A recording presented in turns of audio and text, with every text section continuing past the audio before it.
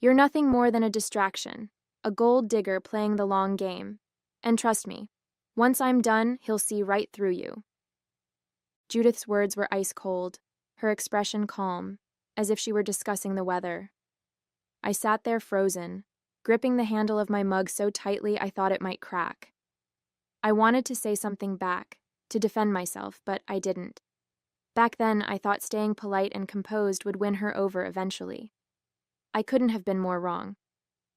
"My name is Sarah Miller. I'm 26 years old, and I was engaged to Ryan, the most wonderful man I'd ever met. Ryan came from wealth, a world I never imagined being part of. His family owned a massive real estate empire, and he was set to inherit it someday. But none of that mattered to me. I grew up in a poor but loving household, working hard as a preschool teacher to make my own way. Ryan loved me for who I was, not what I had, and for the first time in my life, I felt seen and valued. But his mother, Judith, despised me from the start. She thought I was only after the family money, and no matter how kind or respectful I tried to be, she made it clear that she would never accept me. Judith's disdain wasn't subtle. It was woven into every interaction we had. She'd make snide comments about my clothes, about how I seemed sweet but unpolished, or how Ryan needed someone who could handle the pressures of their world. I tried to ignore it, telling myself it was just her way of testing me, but deep down, it hurt. Ryan, of course, didn't see this side of her. Around him, she was charming and loving, the perfect mother. She didn't criticize me outright when he was in the room, but I could feel her icy glares and catch her condescending tone. When I tried to bring it up to Ryan, he'd brush it off, saying things like, "She just needs time, Sarah. She's protective of me, that's all." I wanted to believe him, so I stayed quiet. But things started getting worse as Ryan and I got closer to setting a wedding date. Judith's comments turned sharper, and her subtle digs became outright accusations. One night, while Ryan was out, she cornered me in the hallway. "You're not fooling anyone, you know," she said, her voice low but firm. "Ryan might be too blind to see it, but I know your type. Poor girl latches onto the first rich man who shows her attention. Classic." I stood there, stunned, not knowing how to respond. I wasn't after Ryan's money, and I'd done nothing to suggest otherwise. But Judith wasn't interested in the truth. She had already made up her mind about me. At first, I told myself I could endure it. Ryan and I loved each other, and that was all that mattered. But the constant tension, the whispered insults, and the way she manipulated situations to paint me as the bad guy started to wear me down. Still, I didn't think she would go as far as she eventually did. One evening, after another tense encounter with Judith, I called my best friend Erica. She had always been my go-to person when things got tough, and I desperately needed someone to vent to. "I don't know what to do anymore, Erica," I said, pacing my tiny apartment. "Judith makes me feel like I'm some kind of criminal for loving Ryan. It's like she's waiting for me to fail so she can say, 'I told you so.'" Erica sighed on the other end of the line. "That woman has issues, Sarah. You've done nothing wrong. If anything, you've bent over backward to be nice to her. It's not your fault she's stuck in her high society bubble." I plopped onto the couch, rubbing my temples. "It's not just the insults. She says things to Ryan about me too, things that aren't true, and I don't know how much longer I can take it. I love him, but it's like I'm fighting a battle I can't win." "Have you told Ryan everything?" Erica asked. I hesitated. "Not really. I mean, I've mentioned it here and there, but he brushes it off. He doesn't see what she's like when he's not around." Erica's voice softened. "Sarah, you need to tell him. He loves you. He deserves to know what she's doing." "I know," I said quietly. "But what if it just makes things worse?" The days that followed weren't any easier. I tried to muster the courage to have a real conversation with Ryan about his mom, but every time I brought it up, I hesitated. He was juggling so much already: work, wedding plans, and his own battles with sobriety. The last thing I wanted was to burden him further. One night, I met Erica at our usual coffee shop, hoping she'd give me the perspective I needed. "Do you think I'm being paranoid?" I asked, stirring my tea, the tension in my chest threatening to spill over. Judith's been worse lately. It's like she's building towards something, but I can't figure out what. Erica glanced up from her phone, her response delayed. I don't know, Sarah. Maybe you're just overthinking it. She's his mom. Moms can be difficult sometimes. I frowned, caught off guard by her tone. Erica had always been the first to defend me when it came to Judith. You really think I'm overthinking it? She shrugged, taking a sip of her latte. I mean, it's not like she's done anything major. Maybe she's just protective, like Ryan says. Her words felt off, like she was brushing me aside. At the time, I didn't dwell on it, thinking she was just distracted or having a bad day. But later, I'd realized this was the moment when everything started to unravel. Over the next few weeks, Erica became increasingly distant. It wasn't just the dismissive comments. She started dodging my calls, responding to texts hours later, or not at all. When we did talk, she seemed preoccupied, barely listening to what I was saying. I tried not to take it personally at first. Everyone has their own stuff going on, right? But deep down, it bothered me. Erica had always been my rock, the one person I could count on to have my back. Now, when I needed her most, she felt like a stranger. Judith, on the other hand, seemed to sense my vulnerability. She turned up her charm around Ryan, constantly planting seeds of doubt about me. I overheard her once telling him, "You deserve someone who understands our world, Ryan. Someone who'll build you up, not hold you back." The walls felt like they were closing in, and for the first time, I started to feel truly alone. One afternoon, Ryan mentioned that his mom wanted us to come over for tea. She says she wants to make an effort, he told me, his tone hopeful. Maybe she's finally warming up to you. I didn't believe it for a second, but for Ryan's sake, I agreed to go. If there was even the smallest chance Judith was willing to change, I wanted to give her the opportunity. When we arrived at her house, I was already on edge. Judith greeted us with her usual overly polite smile, but the moment I stepped into the living room, my stomach dropped. Erica was sitting on the couch, sipping tea like she belonged there. "Sarah," Erica said, feigning surprise, though her eyes darted nervously to Judith. What a coincidence. I was just catching up with Judith. I froze, glancing at Ryan, who looked confused but didn't seem to think anything of it. "What's going on?" I asked, my voice tight. Judith's smile widened. "Oh, I thought it would be nice for all of us to sit down together. Your good friend Erica has been very helpful lately." The room suddenly felt too small, the air too thick. I sat down stiffly, every instinct screaming that something was wrong. I couldn't help myself. "I didn't know you two knew each other," I said, my voice laced with confusion as I looked between Judith and Erica. Judith raised an eyebrow, her expression deliberately casual. "Oh, we've crossed paths here and there," she said smoothly, reaching for her tea. "Erica has been such a dear. It's always nice to have someone who truly cares about Ryan." My stomach twisted at her words. I turned to Erica, searching her face for some kind of explanation, but she wouldn't meet my eyes. Instead, she gave a half-hearted shrug and muttered, "Yeah, it just kind of happened. Judith's been really supportive." Supportive? Of what? I thought. The whole thing felt off, but Ryan didn't seem to notice. He just leaned back in his chair, sipping his tea, oblivious to the tension brewing right in front of him. Judith set her teacup down with a delicate clink and leaned back, her eyes flicking toward Erica. "Well," she said, her tone light but loaded, "since we're all here, I think it's time to address something important. Erica, dear, why don't you tell Ryan what you told me?" My heart dropped, a cold wave of panic washing over me. "What are you talking about?" I asked, looking between them. Erica hesitated, her hands fidgeting with her cup. She finally glanced at Ryan, her expression grave. "Ryan, I didn't want to say anything, but I can't keep this to myself anymore." She paused for effect, glancing at Judith, who nodded encouragingly. I saw Sarah, with another guy. The room went silent except for the sound of my heartbeat pounding in my ears. "What?" I said, my voice shaking. "Erica, what are you talking about? That's not true." Ryan's face paled as he turned to me, hurt and confusion etched into his features. "Sarah?" he said softly, his voice barely above a whisper. Erica took a deep breath, avoiding my gaze, and continued. "It was a few weeks ago," she said, her voice trembling like this was hard for her.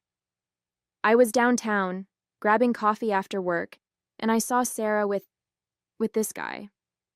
They were at some restaurant, laughing, holding hands, and kissing. It was obvious, Ryan. I didn't want to believe it at first, but I couldn't ignore what I saw."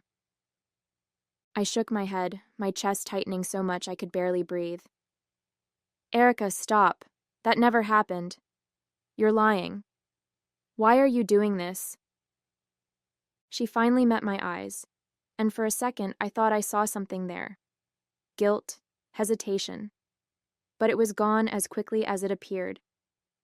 "I'm not lying, Sarah. I didn't want to say anything, but I couldn't just let Ryan keep living a lie." "A lie?" I repeated, my voice breaking as tears streamed down my face. "You're supposed to be my best friend.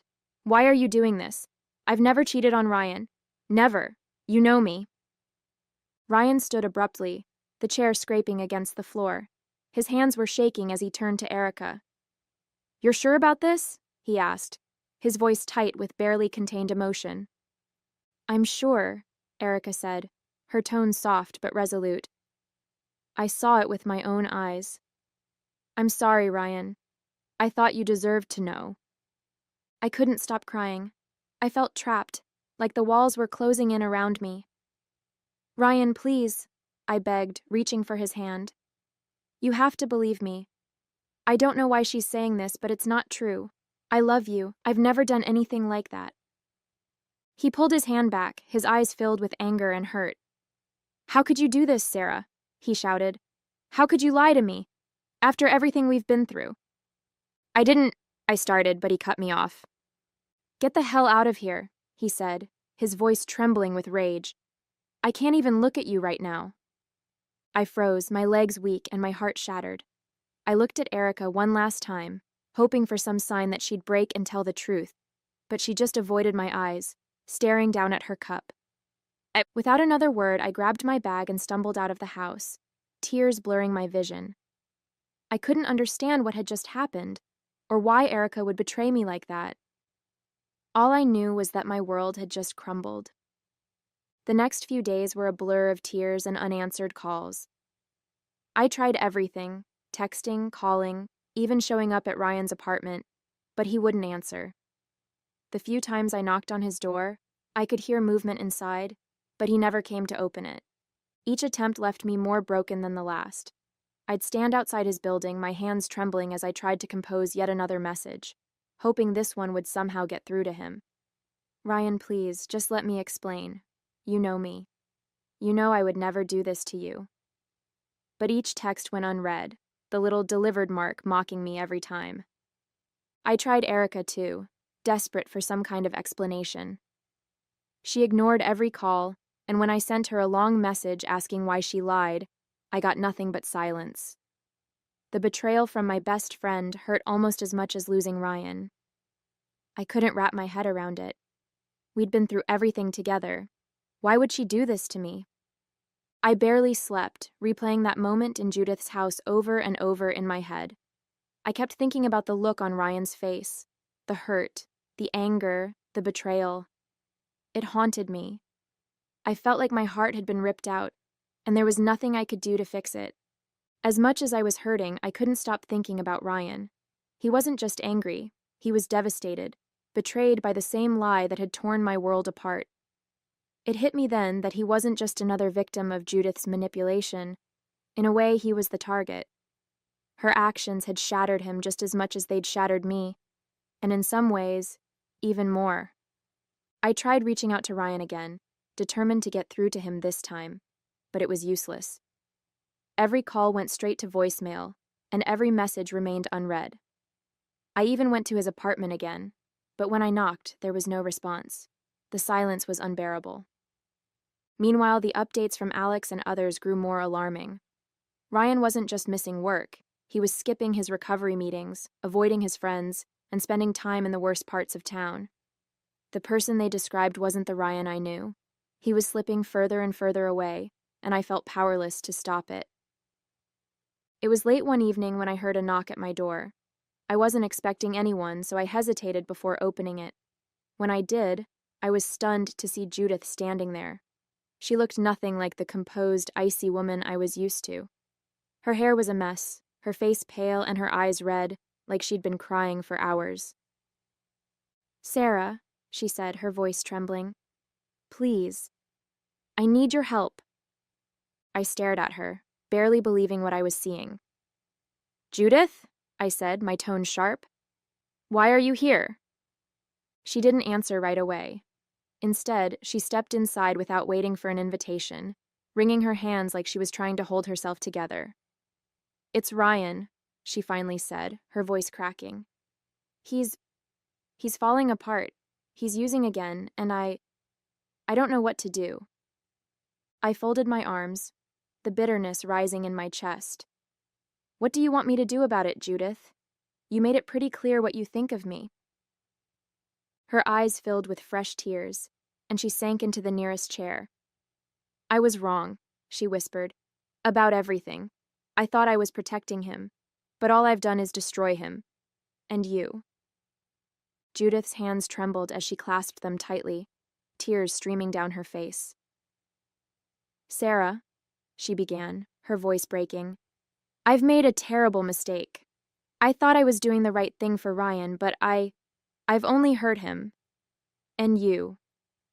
I've hurt you both so much." I stayed silent, watching her unravel. The composed, cold woman I'd known was gone, replaced by someone desperate and broken. "I lied," she admitted, her voice barely audible. "About everything. The affair, Erica. It was all me. I made it up." She looked up at me, her eyes pleading. "I wanted to end your relationship. I thought you weren't good enough for Ryan. I thought you were going to ruin his life." I felt my chest tighten as the weight of her words hit me. "You lied?" I said, my voice shaking. "You paid Erica to say those things?" Judith nodded, her sobs growing louder. "Yes, I paid her $100,000 to tell Ryan you were cheating. I thought if he believed it, he'd end things with you, and he'd find someone I approved of." Her voice cracked as she continued. "But I was wrong, Sarah, so wrong. You've been nothing but good for him, and I was too blind to see it." I shook my head, anger bubbling to the surface. "You didn't just hurt me, Judith. You destroyed him. Do you see what he's become because of you? He's back on drugs, he's lost, and he's hurting because of the lies you told." Judith's sobs turned into full-on weeping as she buried her face in her hands. "I know," she choked out. "I know, and I can't undo what I've done. But Sarah, please, please help him. He listens to you. He loves you. You're the only one who can save him." I stared at her, torn between my anger and my lingering love for Ryan. She looked up at me again, her tear-streaked face filled with regret. "I'll do anything, Sarah. I'll tell him the truth. I'll admit everything. Just, please, don't give up on him. He needs you." I stood there, frozen, unable to process what I was hearing. Judith, the woman who had spent months tearing me down, lying about me, and ruining my life, was now sitting in my living room, begging me for help. Her words echoed in my head, but it was like my brain refused to fully comprehend them. Judith looked up at me, her face streaked with tears, and reached out as if to grab hold of the air between us. "Sarah, please," she whispered, her voice cracking under the weight of her desperation. "He only talks about you. Even in his worst moments, when he's completely lost, it's you he calls for." My heart ached hearing that, but I stayed silent, my mind racing. Judith seemed to sense my hesitation, and she leaned forward, her voice growing more frantic. "You're the reason he stayed clean, Sarah. You gave him hope, something to live for.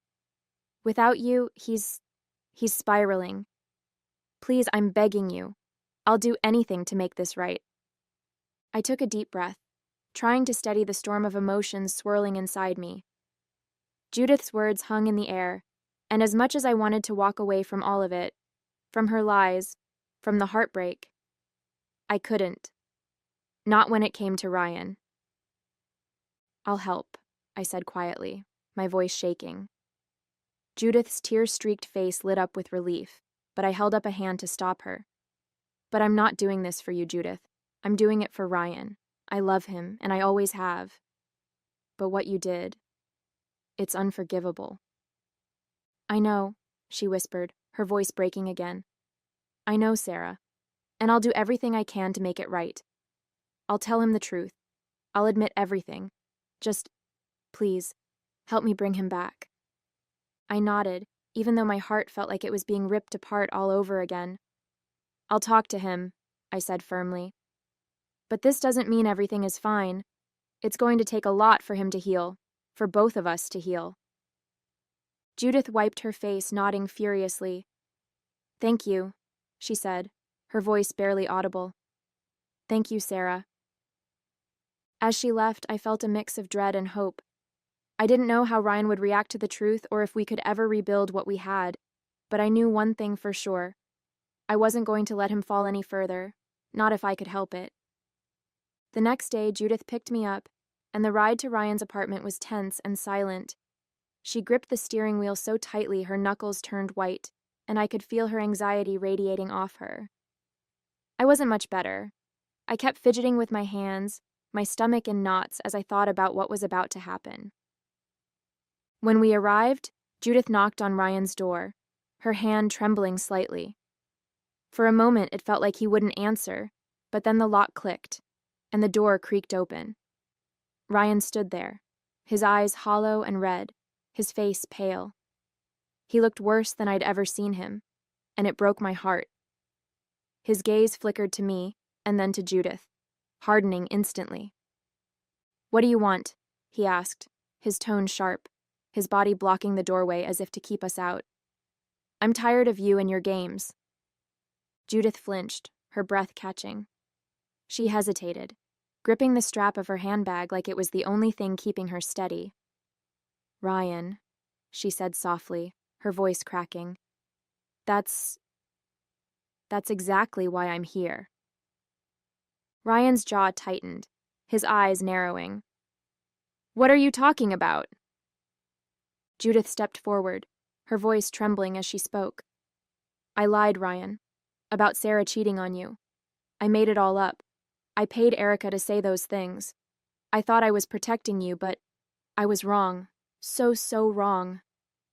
Ryan's face contorted in disbelief, his arms dropping to his sides. "You paid Erica?" he said, his voice rising with each word. "You lied about Sarah? Why the hell would you do that?" Judith sobbed, covering her face with her hands. "I was trying to protect you, Ryan. I thought she wasn't good enough for you. I didn't see what she meant to you, what you meant to each other. I see it now, and I regret everything I've done. Please, I'm begging you. Forgive me." Ryan stepped back, shaking his head as if trying to make sense of what he'd just heard. His eyes darted to me, filled with guilt and pain. "Sarah, is this true?" he asked, his voice almost breaking. I nodded slowly, tears welling up in my eyes. "It's true, Ryan. I tried to tell you, but you wouldn't listen." Ryan stared at me for a long moment, his eyes searching mine, and for the first time in what felt like forever, I saw a flicker of the man I fell in love with. His lips quivered, and then, slowly, the corners of his mouth turned up into a small, shaky smile. "You were telling the truth," he whispered, his voice thick with emotion. "You never lied to me. You never gave up on me." I nodded, tears streaming down my face. "Never, Ryan. I never stopped loving you." Before I could say another word, he stepped forward and pulled me into his arms, holding me tightly like he was afraid I'd slip away again. His body trembled against mine, and I felt the weight of everything we'd been through in that moment. "I'm so sorry," he murmured, his lips brushing against my temple. "I should have believed you. I should have fought for you, For us.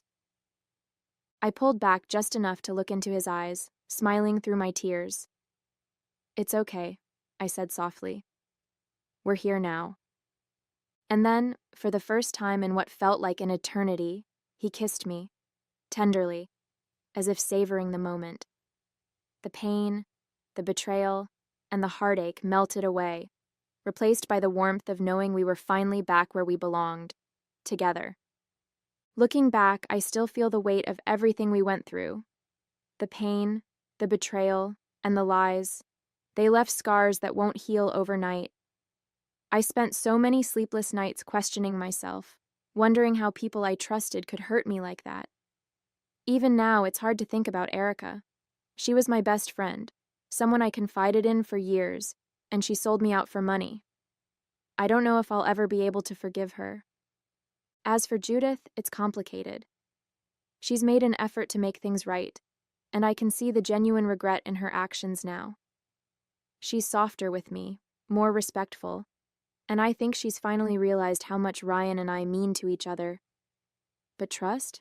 That's going to take time. I don't hate her anymore, I can't. What she did was awful, but in the end she came to me, admitted her lies, and helped Ryan and me find our way back to each other. Ryan, he's my heart.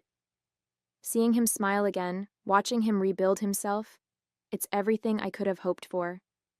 He's working on his recovery with a renewed determination, and I'm right there by his side, every step of the way. I don't know what the future holds, but I know one thing for sure: we're stronger now. What we've been through has only deepened our love and commitment. If this experience has taught me anything, it's that love isn't always easy. It's messy, painful, and at times it feels impossible. But when it's real, when it's worth fighting for, it has the power to heal even the deepest wounds. For Ryan and me, this is just the beginning of the life we're building together. And for the first time in a long time, I feel hopeful. Hey there! Did you like the story? If you did, don't forget to hit the like button and subscribe to the channel. It helps us a lot and makes sure you won't miss out on more great stories we share here. Thank you for watching, and we'll see you in the next one.